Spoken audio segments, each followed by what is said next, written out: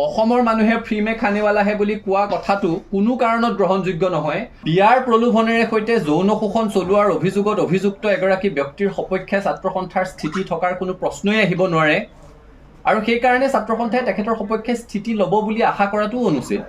আপোনালোকে হেণ্ডকাফ দেখিছে, আমাৰ চিপজৰীডাললৈ মনত পৰিছে।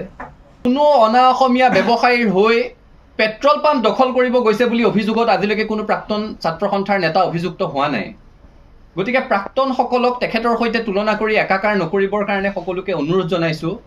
ছাত্ৰ সন্থাৰ পৰা মৰ্যাদা সহকাৰে বিদায় লোৱা আৰু সমাজত মৰ্যাদা সহকাৰে জীৱন ধাৰণ কৰি থকা ছাত্ৰ সন্থাৰ প্ৰতিগৰাকী প্ৰাক্তন কৰ্মকৰ্তাৰ প্ৰতি ছাত্ৰ সন্থাৰ সন্মান আছে, সমীহ আছে, ভালপোৱা আছে, দায়বদ্ধতা আছে। কিন্তু আপোনালোকৰ এনে স্থিতিৰ বিপৰীতে কিন্তু বহু প্ৰাক্তন ছাত্ৰ নেতা আছে। চাওক, দুলীয়াজানৰ পেট্ৰল পাম্প এটাক কেন্দ্ৰ কৰি যিটো বিষয় উত্থাপন হৈছে, দুটা ব্যৱসায়িক গোষ্ঠীৰ মাজত এটা পেট্ৰল পাম্পক লৈ ব্যৱসায়িক সংঘাত। কোনোবা এগৰাকী সিং উপাধিৰ বিহাৰী সম্প্ৰদায়ৰ এগৰাকী ব্যৱসায়ী আৰু চাহি উপাধিৰ বিহাৰী সম্প্ৰদায়ৰে আন এগৰাকী ব্যৱসায়ীৰ মাজত এটা পেট্ৰল পাম্প দখলক লৈ হোৱা এখন ব্যক্তিগত কাজিয়াত নিজৰ চিন্তা, নিজৰ সময় আৰু নিজৰ শক্তি সদৌ অসম ছাত্ৰ সন্থাই খৰচ কৰাৰ কোনো অৰ্থ নাই। গতিকে দুটা ব্যৱসায়িক গোষ্ঠীৰ মাজত হোৱা এই ব্যৱসায়িক সংঘাত ছাত্ৰ সন্থাৰ বিষয়বস্তু হ'ব নোৱাৰে কাৰণে ছাত্ৰ সন্থাই এই বিষয়ত চিন্তা কৰাৰ, এই বিষয়ত সময় শক্তি অপচয় কৰাৰ কিবা অৰ্থ আছে বুলি অনুভৱ কৰা নাই।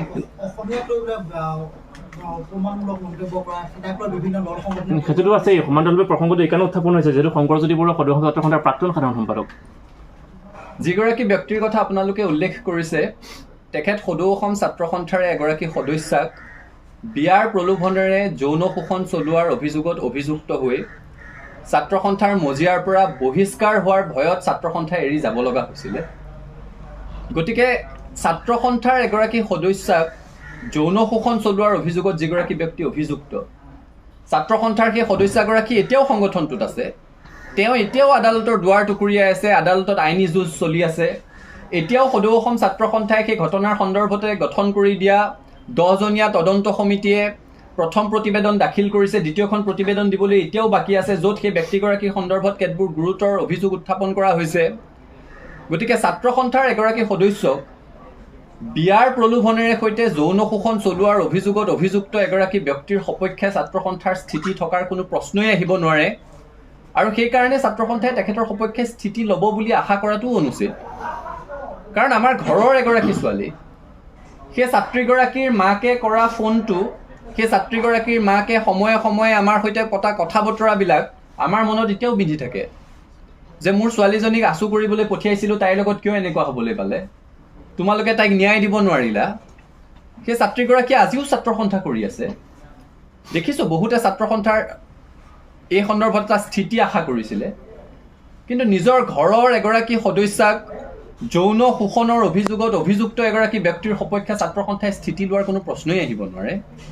এই সন্দৰ্ভত বহুজনে আমাক সমালোচনা কৰাও পৰিলক্ষিত হৈছে। সামাজিক মাধ্যমত বিভিন্ন ধৰণৰ কথা বতৰা আলোচনা হৈছে। সকলোৱে নিজে এবাৰ সেই কথাটো উপলব্ধি কৰিলেই হ'ল, নিজৰ ঘৰৰ এগৰাকী যুৱতী, নিজৰ পৰিয়ালৰ এগৰাকী সদস্যা, আৰু কেৱল প্ৰেমৰ সম্পৰ্ক নহয়, বিয়াৰ প্ৰলোভনেৰে সৈতে যৌন শোষণৰ অভিযোগত অভিযুক্ত। তেনে প্ৰেক্ষাপটত সদৌ অসম ছাত্ৰ সন্থাই সেইগৰাকী অভিযুক্ত ব্যক্তিৰ প্ৰতি কোনো ধৰণৰ অনুকম্পা দেখুওৱা, কোনো ধৰণৰ স্থিতি প্ৰকাশ কৰাৰ কোনো প্ৰশ্নই থাকিব নোৱাৰে আৰু ছাত্ৰ সন্থাৰ পৰা সেইটো আশা নকৰিবলৈ সকলোকে অনুৰোধ জনাইছোঁ।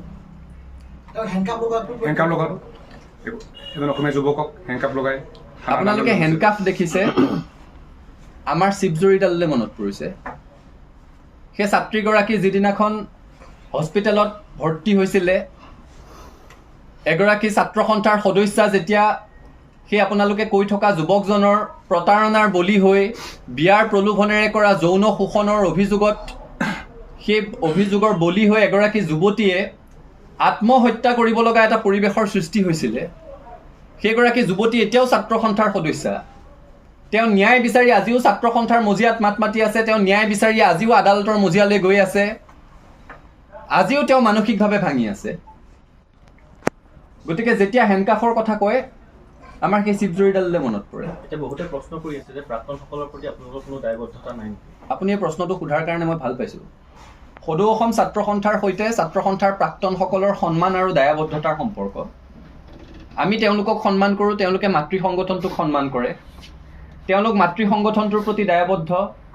আমিও অৰাজনৈতিকভাৱে মৰ্যাদা সহকাৰে জীৱন নিৰ্বাহ কৰি থকা প্ৰতিগৰাকী ছাত্ৰ সন্থাৰ প্ৰাক্তনৰ প্ৰতি আমাৰ সন্মান আছে, আমি তেওঁলোকৰ প্ৰতি দায়বদ্ধ। কিন্তু ছাত্ৰ সন্থাৰ মজিয়াত অতীজৰে পৰা এটা পৰম্পৰা চলি আছে যে ছাত্ৰ সন্থাৰ পৰা যদি কোনোবাই ছাত্ৰ সন্থাৰ অহিত কাম কৰি বহিষ্কৃত হয়, তেওঁলোকে ছাত্ৰ সন্থাৰ প্ৰাক্তন হিচাপে সেই মৰ্যাদাটো নাপায়। এই যিগৰাকী ব্যক্তি ছাত্ৰ সন্থাৰ এগৰাকী সদস্যাক যৌন শোষণৰ অভিযোগত অভিযুক্ত, তেওঁ বহিষ্কাৰ হোৱাৰ ভয়ত ছাত্ৰ সন্থা ত্যাগ কৰি গুচি যাবলগীয়া হৈছিলে। গতিকে মই সকলোকে অনুৰোধ কৰিম, ছাত্ৰ সন্থাৰ লাখ লাখ প্ৰাক্তন কৰ্মকৰ্তাক যৌন শোষণৰ অভিযোগত অভিযুক্ত হৈ বিয়াৰ প্ৰলোভনেৰে নিজৰ কামনা চৰিতাৰ্থ কৰাৰ অভিযোগত অভিযুক্ত হৈ ছাত্ৰ সন্থাৰ পৰা বহিষ্কাৰ হোৱাৰ ভয়ত ছাত্ৰ সন্থা এৰি গুচি যাবলগীয়া হোৱা এগৰাকী সদস্যৰ সৈতে তুলনা নকৰিবৰ কাৰণে মই সকলোকে অনুৰোধ কৰিম। ছাত্ৰ সন্থাৰ প্ৰাক্তনসকলে মৰ্যাদা সহকাৰে জীৱন নিৰ্বাহ কৰি আছে। কোনোবা খুব প্ৰতিষ্ঠিত হৈছে, কোনোবা প্ৰতিষ্ঠিত হ'ব পৰা নাই, দুবেলা দুসাঁজ কষ্টৰে খাই আছে, কিন্তু কোনো অনা অসমীয়া ব্যৱসায়ীৰ হৈ পেট্ৰল পাম্প দখল কৰিব গৈছে বুলি অভিযোগত আজিলৈকে কোনো প্ৰাক্তন ছাত্ৰ সন্থাৰ নেতা অভিযুক্ত হোৱা নাই। গতিকে প্ৰাক্তনসকলক তেখেতৰ সৈতে তুলনা কৰি একাকাৰ নকৰিবৰ কাৰণে সকলোকে অনুৰোধ জনাইছোঁ।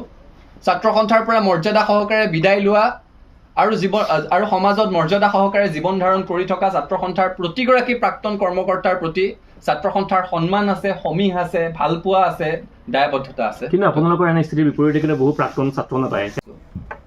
এগৰাকী ছাত্ৰ সন্থাৰ সদস্যা, সেই ব্যক্তিগৰাকীৰ বিয়াৰ প্ৰলোভনেৰে যৌন শোষণৰ অভিযোগ তুলিছে।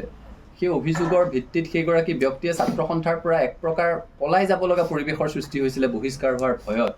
তেনে প্ৰেক্ষাপটত ছাত্ৰ সন্থাই তেখেতৰ হৈ স্থিতি লোৱাটো অনুচিত আৰু ছাত্ৰ সন্থাৰ পৰা সেইটো আশা নকৰিবলৈ সকলোকে অনুৰোধ জনাইছোঁ। বাকী আন কাৰ কি স্থিতি আছে, এখন গণতান্ত্ৰিক দেশত সকলোৰে স্থিতি লোৱাৰ অধিকাৰ আছে। BNC পেট্ৰল পাম্পত দেখিবলৈ পোৱা গৈছিল যিখন কাজিয়াৰ সামাজিক মাধ্যমত ভাইৰেল হৈ সন্থাৰ সদস্যজন 10 মে'লৈকে ছাত্ৰ সন্থাৰ পৰা তেখেতে ভাৰ আঁতৰাই বেলেগ এগৰাকীক ভাৰপ্ৰাপ্ত হিচাপে দুলীয়াজান আঞ্চলিক ছাত্ৰ সন্থাৰ সভাপতি হিচাপে কাৰ্যনিৰ্বাহ কৰিবলৈ দি থৈছিলে। 10 মে'ৰ পিছত পৰৱৰ্তী পৰ্যায়ত আলাপ আলোচনাৰ মাজেৰে তেখেতক কাৰ্যভাৰ তেওঁ গ্ৰহণ কৰিব নে নকৰিব সেই সিদ্ধান্তটো লোৱাৰ কথা আছিলে। 10 মে'ৰ পিছত সেই ধৰণৰ কোনো সভা হোৱা নাই। এতিয়া আন এগৰাকী ব্যক্তিয়ে ভাৰপ্ৰাপ্ত সভাপতি হিচাপে দুলীয়াজান আঞ্চলিক ছাত্ৰ সন্থা পৰিচালনা কৰি আছে। তেখেতে ছাত্ৰ সন্থাৰ দায়িত্ব লৈ আৰু ঘূৰি অহাৰ সম্ভাৱনা কমেই আছে আৰু তেখেতক বৰঞ্চ কাৰণ দৰ্শোৱাৰ জাননী দিবলৈ ডিব্ৰুগড় জিলা ছাত্ৰ সন্থাক লগে লগে কোৱা হৈছিলে। ডিব্ৰুগড় জিলা ছাত্ৰ সন্থাই আমাক জনাইছে যে তেখেতক কাৰণ দৰ্শোৱাৰ জাননী দিবৰ কাৰণে তেখেতক এতিয়ালৈকে বিচাৰি পোৱা নাই। গতিকে তেখেতক কাৰণ দৰ্শোৱাৰ জাননী দিয়া হ'ব। ছাত্ৰ সন্থাৰ মজিয়াত এই ধৰণৰ কথা কোনো কাৰণত সহ্য কৰা নহ'ব। এটা কথা স্পষ্ট, খিলঞ্জীয়া মানুহৰ অধিকাৰ সুৰক্ষিত হ'বই লাগিব। এতিয়া দেখিছোঁ এটা বিষয়ক লৈ সকলোৰে গা জ্বলিছে, জ্বলাটো উচিত, যে অসমীয়া জাতিক ফ্ৰী মে খানেৱালাহে বুলি কৈছে নেকি? কাৰণ বিহাৰী সম্প্ৰদায়ৰ এগৰাকী ব্যক্তি, যাৰ বিহাৰত বংশোদ্ভৱ, যিখন বিহাৰ স্বাধীনতাৰ 8টা দশক প্ৰায় সম্পূৰ্ণ হোৱাৰ সময়তো দেশৰ আটাইতকৈ অৰ্থনৈতিকভাৱে পিছপৰা ৰাজ্য, যিখন বিহাৰৰ প্ৰথম আৰু প্ৰধান সমস্যাটোৱে হৈছে পলায়ন। তেওঁলোকে তাত কাম কাজ নাই কাৰণে বেলেগ ৰাজ্যলৈ পলায়ন কৰে, শ্ৰম কৰিবলৈ যায়। গতিকে তেনেকুৱা এখন ৰাজ্যৰ বংশোদ্ভৱ এগৰাকী ব্যক্তিয়ে অসমৰ মানুহে ফ্ৰী মে খানেৱালাহে বুলি কোৱা কথাটো কোনো কাৰণত গ্ৰহণযোগ্য নহয়। আৰু যদি জাতিটোৰ প্ৰতি তেনে বিৰূপ মন্তব্য কৰিছে তেতিয়াহ'লে আৰক্ষীয়ে ব্যৱস্থা গ্ৰহণ কৰিব লাগে। আৰক্ষীয়ে তেওঁক সোধ-পোছ কৰিবলৈ লৈ গৈছিলে, আটক কৰিছিলে, এৰি দিছে এতিয়া। আৰক্ষীয়েও স্থিতি স্পষ্ট কৰা উচিত, আচলতে সেই যুৱতীগৰাকীয়ে কি ক'লে তাত। অসমীয়া জাতিক লৈ যদি এই অপমান কৰিছে, কোনো জাতীয় সংগঠনক লৈ যদি এই অপমান কৰিছে, তেতিয়াহ'লে তাৰ বিহিত ব্যৱস্থা গ্ৰহণ কৰিব লাগিব। কিন্তু যদি তেওঁলোকৰ পেট্ৰল পাম্পটো দখল কৰিব যোৱা বুলি যিটো অভিযোগ উত্থাপন কৰিছে, সেই পেট্ৰল পাম্প দখল কৰিবলৈ যোৱা সেই তেওঁলোকৰ প্ৰতিদ্বন্দ্বী ব্যৱসায়িক গোষ্ঠীটো বা সেই ব্যৱসায়িক গোষ্ঠীটোৰ হৈ যোৱা কোনোবা ব্যক্তিক কৈছিলে, তেওঁলোকে কিন্তু জাতিটোক প্ৰতিনিধিত্ব নকৰে, তেওঁলোকে কোনো জাতীয় সংগঠনকো প্ৰতিনিধিত্ব কৰিব নোৱাৰে। গতিকে কাৰ কথা কৈছে এইটো স্পষ্ট হ'ব লাগে। আৰু যদি জাতিটোক লৈ কৈছে কোনো কাৰণত গ্ৰহণযোগ্য নহয়, চৰকাৰে বিহিত ব্যৱস্থা গ্ৰহণ কৰিবৰ কাৰণে আমি দাবী জনাইছোঁ।